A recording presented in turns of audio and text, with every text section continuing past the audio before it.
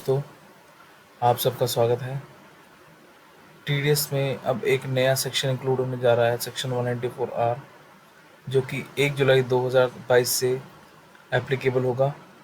तो चलिए जानते हैं इसके बारे में, कैसे ये पर्टिकुलर सेक्शन जो है एप्लीकेबल होगा।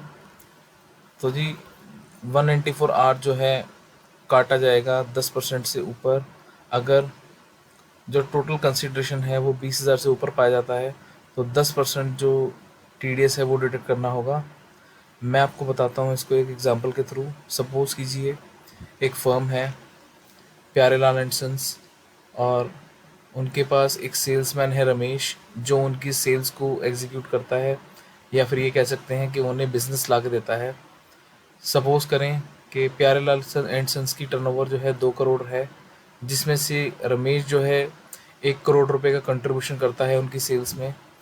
तो जो वो पर्टिकुलर फर्म है रमेश को इसके बिहाफ पे, इस पर्टिकुलर सेल टारगेट को अचीव करने के बिहाफ पे, वो उसे एक बिजनेस प्रमोशन के हेड के अकॉर्डिंग एक ट्रिप ऑफ़र करती है 1 लाख रुपए की, जो कि रमेश को दी जाएगी। ठीक है जी। अभी तक ये होता आता था कि जो प्यारेलाल एंड सन्स है पर्टिकुलर इस ट्रिप के खर्चे को अपने बिजनेस प्रमोशन के एक्सपेंस में क्लेम करती थी इनकम टैक्स डिपार्टमेंट में, और जो रमेश है जिसको इसका कंसिडरेशन मिलता था वो इसे अपनी इनकम टैक्स के रिटर्न में शो नहीं करता था, क्योंकि उसे ये पर्टिकुलर खर्चा जो है काइंड या कैश के रूप में दिया जाता था। तो इस तरीके से जो है वो उस पर्टिकुलर इनकम के टैक्सेबिलिटी से बच जाता था और अपनी इनकम को जो है कम दिखाता था। पर जैसे ही ये सेक्शन 194R एप्लीकेबल हुआ है, एक होगा 1 जुलाई 2022 से, तो इसमें ये होगा जी कि 1 लाख रुपए से ऊपर, सॉरी 20,000 रुपये से ऊपर अगर ये पर्टिकुलर अमाउंट जो है जाता है, फॉर एग्ज़ाम्पल जैसे ये अगर 1 लाख जा रहा है, तो प्यारेलाल एंड सन्स को रमेश का टीडीएस काटना होगा 10%, जो कि वो उसे 26 में रमेश के 26 में दिखाया जाएगा जब वो टीडीएस डिडक्ट होगा।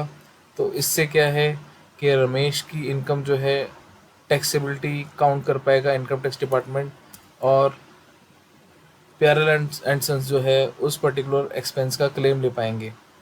तो ये जो पर्टिकुलर सेक्शन है ये टीडीएस में 1 जुलाई 2022 से इंक्लूड होने जा रहा है। इसकी कुछ लिमिट्स भी हैं, मैं आपको बता देता हूँ।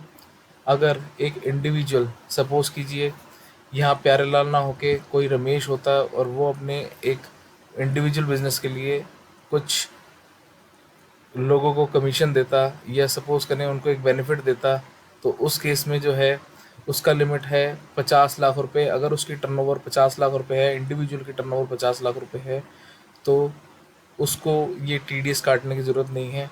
ऐसे ही अगर कोई फर्म या कंपनी इस बेनिफिट को देती है अपने स्टाफ को या अपने किसी भी ऐसे वेंडर को जो उनसे परचेज़ करता है माल, अगर उनकी प्रीसीडिंग ईयर में टर्नओवर 1 करोड़ रुपए है, तो भी उनको ये पर्टिकुलर सेक्शन में टीडीएस को डिपॉजिट करने की ज़रूरत नहीं है।